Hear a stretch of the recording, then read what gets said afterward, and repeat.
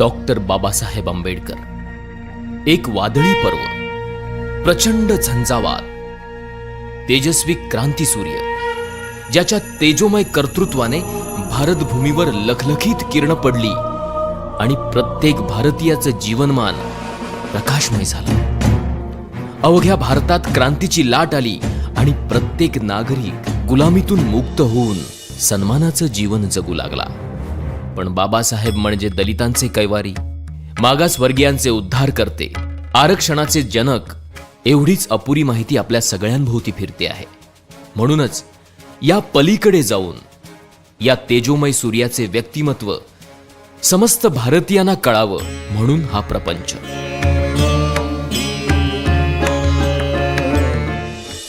एकविसाव्या शतकातील सगळ्यात विद्वान व्यक्तिमत्व म्हणून कोलंबिया विद्यापीठाने डॉक्टर बाबासाहेब आंबेडकरांना गौरविलं. पाश्चिमात्य देशात बाबासाहेबांना चॅम्पियन ऑफ ह्युमन राईट्स असं म्हणतात. अमेरिकेसारखा देश त्यांना फाउंडिंग फादर ऑफ इंडिया अशी पदवी बहाल करतो. यामागची कारणं लक्षात घेतली तर व्यक्तीच्या प्रतिष्ठेसाठी, राष्ट्राच्या एकतेसाठी त्यांनी आपल्या वैचारिक भूमिकेमधून उचललेली पावलं ही पाश्चिमात्य आणि विकसित देशासाठी मार्गदर्शक हमरस्ता बनतात. म्हणूनच आरक्षणातील संविधानाचा मसुदा जगाने न्यू डेमोक्रॅटिक कॉन्सेप्ट म्हणून गौरवला आणि अमेरिका सुद्धा त्याचा पाठपुरावा करते. बाबासाहेबांनी आपल्या संपूर्ण जीवन पद्धतीत बुद्ध, फुले, संत कबीर यांना गुरु मानलं आणि त्यांच्याच विचारांची छाप त्यांच्या समग्र साहित्यामध्ये आणि चळवळीमध्ये आपणाला दिसते. भारताच्या भूमी स्वातंत्र्याचा लढा प्रत्येकजण आपापल्या परीने लढतच होता, पण भारतीयांच्या स्वातंत्र्याचा लढा फुलेंच्या जीवन पद्धतीला आदर्श मानून बाबासाहेब लढत होते. त्यांनी महाडच्या चौदार तळ्याच्या संग्रामावेळी मला या देशात समता, स्वातंत्र्य, बंधुता आणि न्याय यावर आधारित अशी समाज रचना घडवायची आहे की ज्याचा एकक व्यक्ती असेल ही गर्जना केली आणि संविधानामार्फत त्याची पूर्तता सुद्धा केली. म्हणूनच डॉक्टर बाबासाहेब आंबेडकर फक्त मागासवर्गीय समूहाचेच नाहीत तर प्रत्येक भारताच्या नागरिकाचे दीपस्तंभ ठरतात. 1919चा कायदा असू दे, 1935चा असू दे किंवा भारताच्या संविधानाचा मसुदा असू दे, त्यामागे प्रत्येक नागरिकासाठी त्यांनी केलेल्या मताधिकाराचा रोमहर्षक संघर्ष आपणाला इतिहासामध्ये सापडतो. एक व्यक्ती एक मूल्य, मताचा अधिकार, स्त्रियांना सन्मान, मजुरांच्या कामाचे तास निर्धारित करणं, आर्थिक न्याय, पाणी प्रश्न, संस्थानांचे विलिनीकरण, अर्थशास्त्र अशा कितीतरी आघाड्यांवर बाबासाहेबांचं कार्य अधोरेखित होतं. या सगळ्या गोष्टी भारत देशाला प्रगतीच्या आणि विकासाच्या मार्गावर नेणाऱ्या आहेत. त्यांच्या समग्र चळवळीचा गाभा आपणाला भारताच्या संविधानाच्या प्रास्ताविकेत सापडतो. अर्नेस्ट वॉर्कर या प्रसिद्ध विचारवंताने हीच जीवन पद्धत आदर्श जीवन पद्धत आहे असे गौरवोद्गार काढले आहेत. या जीवन पद्धतीवर आपल्या सामाजिक आशयाच्या पुस्तकात आपण हीच जीवन पद्धत सांगितलेली आहे असे गौरवोद्गार काढून बाबासाहेबांच्या समग्र जीवन पद्धतीचं सार त्यांनी आपल्या लेखात सांगितलेलं आहे. अर्थशास्त्रावरील प्रबंध प्रॉब्लेम ऑफ रुपी यामध्ये रुपयाचा प्रश्न मांडून संपूर्ण जगातील विद्वानांचे लक्ष वेधून घेणारे डॉक्टर बाबासाहेब आंबेडकर सामाजिक न्यायासह समता, बंधुता, स्वातंत्र्य, गणराज्य आणि लोकशाही या आघाड्यांवर आपली वेगळी छाप ठेवून जातात. पाश्चिमात्य देशामध्ये लोकशाही पद्धत आहे, पण त्या जोडीला तथागत गौतम बुद्धांच्या काळातील गणराज्य पद्धत अंगीकारली तर व्यक्तीच्या सर्वांगीण विकासाची पद्धत गतिमान करू शकतो. त्यासाठी दर्जाची आणि संधीची समानता प्रत्येक नागरिकाला संविधानातर्फे ते बहाल करतात आणि याच गणराज्य पद्धतीमध्ये प्रत्येक नागरिक त्याच्या क्षमतेनुसार कनिष्ठ ते राष्ट्राच्या सर्वोच्च पदापर्यंत आपली पात्रता सिद्ध करून ते पद मिळवू शकतो. ही आदर्श गणराज्य पद्धत संविधानामधून गतिमान करतात. प्रत्येक नागरिकाचं जीवनमान उंचावण्यासाठी आरोग्य सुविधा, प्राथमिक शिक्षणाऐवजी तंत्र शिक्षण म्हणजेच टेक्निकल एज्युकेशन याची मागणी त्यांनी केली होती. या व्यतिरिक्त संपूर्ण देशात सामाजिक अभिसरण होऊन राष्ट्रनिर्मिती होऊन सुसंवाद वाढावा यासाठी संपूर्ण देशाची एक कॉमन स्क्रिप्ट म्हणजेच लिपी असावी असा देखील त्यांचा आग्रह होता. त्यामुळे प्रत्येक भाषेचं साहित्य प्रत्येक भारतीय नागरिक वाचू शकेल आणि बंधुता विकसित होऊन भारत एक लोकशाही राष्ट्र म्हणून उदयाला येईल ही त्यांची भूमिका होती. आज भ्रष्टाचार जणू शिष्टाचार झालेला आहे. भ्रष्टाचाराची ही सुनामी वेगाने आपली मूल्य नष्ट करून टाकते आहे. त्यावर उपाय म्हणून निवडणुकांचा खर्च सरकारने करावा, कारण निवडणुका ही सरकारची गरज आहे. त्याचा खर्च सरकारने उचलला तर भ्रष्टाचाराला आळा बसेल आणि कंत्राटदार, काळा बाजार करणारे यांना निवडणूक लढवण्यास परवानगी देऊ नये ही भूमिका घेऊन त्यांनी आपले राष्ट्रीय दायित्व सिद्ध केले होते.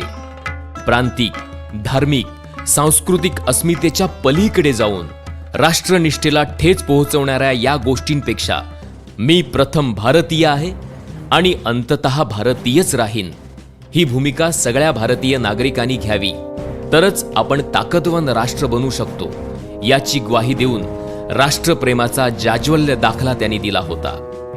या व्यतिरिक्त कामगारांना मिळणाऱ्या प्राथमिक सुविधा, रोजगार बदली, कामगार राज्य विमा, कामाचे तास निर्धारित करणं, कामगारांना हक्कासाठी न्यायासाठी संघटनेची मान्यता, महागाई भत्ता, पगारी सुट्ट्या, आरोग्य विमा, कायदेशीर संप अधिकार, भविष्य निर्वाह निधी म्हणजेच प्रॉव्हिडंट फंड, कामगार कल्याण निधी, भारतीय सांख्यिकी कायदा, शेतकरी धोरण, जमीन धोरण, मध्यवर्ती विद्युत तांत्रिक समिती, हिराकूड धरण, दामोदर खोरे प्रकल्प, नद्या जोडणी प्रकल्प, भाकरा नानगल धरण, भारतीय रिझर्व्ह बँक, राज्य विभागणी आयोग, याशिवाय महिलांसाठी मालमत्तेचा अधिकार, घटस्फोटाचा अधिकार, प्रसूती पगारी रजा, महिला कामगार संरक्षण कायदा, हिंदू कोड बिल, वडिलांच्या संपत्तीमध्ये